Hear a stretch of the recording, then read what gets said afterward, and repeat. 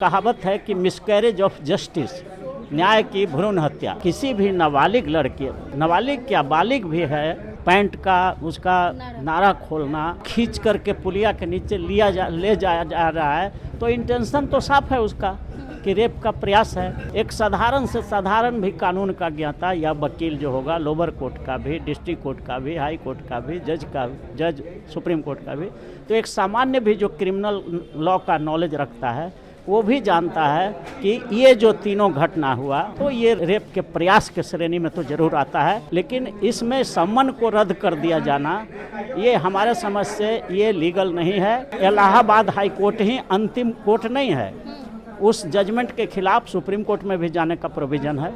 तो लोग जो एग्रीव्ड पार्टी है वो सुप्रीम कोर्ट में जाएगा और हमको लगता है कि 376/511 आईपीसी का अगर थोड़ा सा भी अध्ययन करेंगे लोग तो तुरंत जो है ये मामला फिर संज्ञान में आ जाएगा। इलाहाबाद कोर्ट ने एक अहम फैसला सुनाते हुए कहा कि नाबालिग लड़की के स्तन को पकड़ना, उसके जो है पैजामा के नारे को तोड़ना या उसे खींचकर पुलिया के नीचे ले जाना रेप की श्रेणी में नहीं आएगा, न रेप की कोशिश के तहत उस पर चार्ज लगेंगे। इसी मामले पे बातचीत करने के लिए हमारे साथ पटना हाई कोर्ट के जाने माने वकील हैं अरुण कुशवाहा जी। सर, कैसे देखते हैं इलाहाबाद हाई कोर्ट के फैसले को?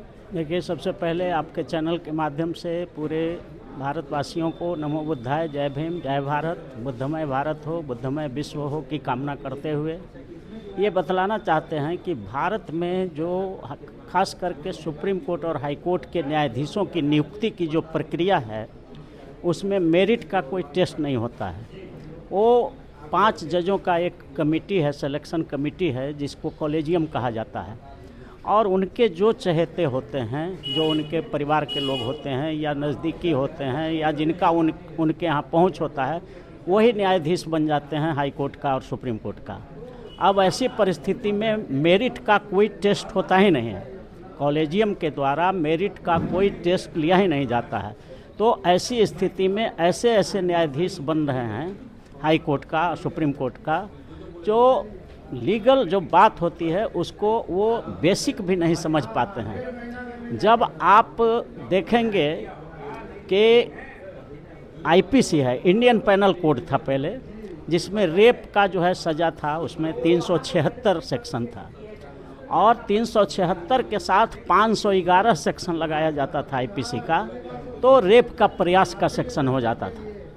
अब ये बेसिक नॉलेज हर एडवोकेट को और हर न्यायाधीश को होना चाहिए कि किसी भी नाबालिग लड़की, नाबालिग क्या बालिग भी है, अगर उसका मोलिस्टेशन होता है, उसके साथ अगर किसी तरह का अब पैंट का उसका नारा खोलना, उसका मोलिस्टेशन करना, इस तरह का खींच करके पुलिया के नीचे ले जाया जा रहा है, तो इंटेंशन तो साफ है उसका कि रेप का प्रयास है। तो इसमें तो 376/511 ऑफ द आईपीसी एकदम प्राइमा फेसी मेड आउट होता है। एक साधारण से साधारण भी कानून का ज्ञाता या वकील जो होगा, लोअर कोर्ट का भी, डिस्ट्रिक्ट कोर्ट का भी, हाई कोर्ट का भी, जज सुप्रीम कोर्ट का भी, तो एक सामान्य भी जो क्रिमिनल लॉ का नॉलेज रखता है वो भी जानता है कि ये जो तीनों घटना हुआ, मोलिस्टेशन करना, नारा खोल देना और घींच करके पुलिया के नीचे ले जाना जबरन, तो ये रेप के प्रयास के श्रेणी में तो जरूर आता है और इसमें 376/511 आईपीसी एप्लीकेबल होगा। इसलिए ये इतना एफआईआर में लिख देने ही से prima facie case made out हो जाता है और इस पर एक्शन होना चाहिए था। और लोअर कोर्ट ने सही सम्मन किया था, लोअर कोर्ट ने सम्मन किया था और सम्मन करके उसको वारंट करता नहीं हाजिर होता, उसको सज़ा होती इसमें, और इसमें मैक्सिमम सज़ा 10 साल है। तो मैक्सिमम सज़ा नहीं होता, कम ही होता, लेकिन होता, लेकिन इसमें सम्मन को रद्द कर दिया जाना ये हमारे समझ से ये लीगल नहीं है। अब देखना होगा, लेकिन इलाहाबाद हाई कोर्ट ही अंतिम कोर्ट नहीं है, उस जजमेंट के खिलाफ सुप्रीम कोर्ट में भी जाने का प्रोविज़न है।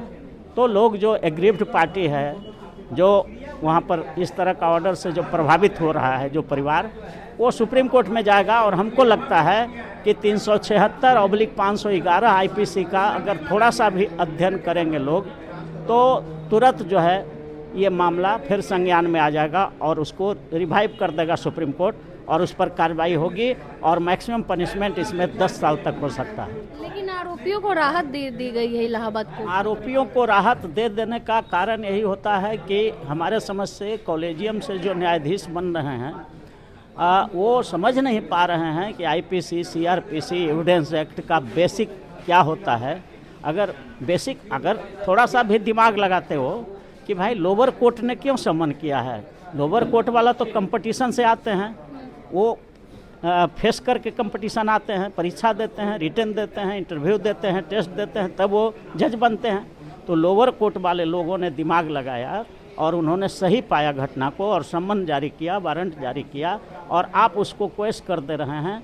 इट मीन्स कि जो बेसिक जो थ्योरी है, जो बेसिक आईपीसी का जो सेक्शन है 376 और 511 को आप नहीं समझ पा रहे हैं और इस वजह से इस तरह के आदेश हो रहे हैं। इसलिए हम तो मांग करते हैं भारत के राष्ट्रपति से, प्रधानमंत्री से, चीफ जस्टिस ऑफ इंडिया से, लॉ मिनिस्टर से कि आप अब कम से कम जाग जाइए।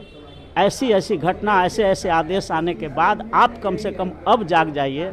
आप जो है अब all India judicial service commission बना दीजिए और पूरे देश के हाई कोर्ट और सुप्रीम कोर्ट का जज का अगर जितना पद खाली होता है तो उसका वैकेंसी निकाल दीजिए, एडवर्टीजमेंट निकाल दीजिए। देश भर के टैलेंटेड लोग उसमें बैठेंगे, अधिवक्ता लोग बैठेंगे और प्रिलिमिनरी टेस्ट ले लो, मेन टेस्ट ले लो, उसके बाद इंटरव्यू ले लो, मेडिकल टेस्ट करके तब जज का बहाली करो तो मेरिट वाला आएगा। तो इस तरह के जजमेंट नहीं आएंगे। तो ये सब गड़बड़ी सिर्फ कॉलेजियम के द्वारा जो बिना मेरिट के जो न्यायाधीश बना दिए जा रहे हैं, इस वजह से ये सब आ रहा है। लड़की की उम्र भी 14 साल है, पॉस्को एक्ट भी लगा है। ये पॉस्को एक्ट भी लगा हुआ है। ये तो बिल्कुल ही एकदम हीनस क्राइम हो जाता है। तो ऐसे हीनस क्राइम में अगर लोअर कोर्ट ने संज्ञान लिया है तो हाई कोर्ट को बहुत कॉन्शसली इसमें इंटरफेयर करना चाहिए था और ट्रायल होना था। कोई ऐसा तो नहीं था कि उसको फांसी पड़ रहा था। अभी ट्रायल होता, एविडेंस आता, साक्ष्य आता, क्या साक्ष्य मिल आता नहीं आता, ट्रायल कोर्ट फैसला करता। तो उस केस को अभी से रद्द कर दिया जाना, ये कहावत है कि मिसकैरेज ऑफ जस्टिस, न्याय की भ्रूण हत्या, न्याय मिलने के पहले ही उसकी हत्या कर दी जाए। ये शब्द इस्तेमाल किया सुप्रीम कोर्ट ने कपूर केस में, क्वैसिंग के मामले में किया है और बहुत सा सुप्रीम कोर्ट का जजमेंट है जिसमें ये कहा गया है कि किसी भी केस को शुरुआती दौर में उसको रद्द नहीं किया जाना चाहिए। It amounts to miscarriage of justice, न्याय की भ्रूण हत्या कहा जाता है। इसलिए ऐसा जो जजमेंट आया है इलाहाबाद कोर्ट, हाई कोर्ट का, हम समझते हैं कि सुप्रीम कोर्ट से वो टूट जाएगा और उस लड़की को और उस परिवार को जरूर न्याय मिलेगा। बहुत ही गलत फैसला आप कह रहे हैं। मतलब गलत फैसला नहीं कह सकते हैं हम लोग, ये कह सकते हैं कि न्यायाधीश वहाँ तक नहीं पहुँच पाया जहाँ तक उसको पहुँचना चाहिए था। अब अगर गलत फैसला हो ही गया है तो इसके ऊपर न्यायाधीश हैं, सुप्रीम कोर्ट में लोग देखेंगे और इसको फिर ठीक किया जाएगा। किसी महिला का खास करके वो नाबालिग बच्ची थी सर, उसके स्तन को पकड़ना, नाड़ा को तोड़ना, पुल के नीचे खींच के ले जा रहे थे, लोगों की भीड़ लगी तब जाके वो लोग उसको छोड़ रहे थे। तो रेप की FIR में इतना लिखा जाना ही prima facie case made out हो जाता है और इसका ट्रायल होना चाहिए। अब ये बात सच है कि झूठ है, ये ट्रायल में न देखा जाएगा। लेकिन अगर उस लड़की के गार्जियन या लड़की ने आरोप लगा दिया है तो आप उस केस का भ्रूण हत्या कैसे कर सकते हैं? How you can do the miscarriage of justice? Prima facie case तो मेड आउट हो रहा है और इसी को देख करके कोर्ट ने समन किया था, वारंट करता, उसको अरेस्टिंग होता, ट्रायल होता, ट्रायल में सब गवाह होता। अगर केस में नहीं मामला बनता, झूठा केस होता तो रिहाई हो जाता और सच्चा केस होता तो पनिशमेंट होता उसको। तौर पे हाई कोर्ट का कहना है कि रेप की श्रेणी में नहीं आता है। नहीं, ये गलत रॉन्ग इंटरप्रिटेशन है। हमारे समझ से ये रॉन्ग इंटरप्रिटेशन है और high court will interfere in this matter and such type of order may be set aside by honourable supreme court. चलिए, बहुत बहुत धन्यवाद सर। हमारे साथ अरुण कुशवाहा जी थे।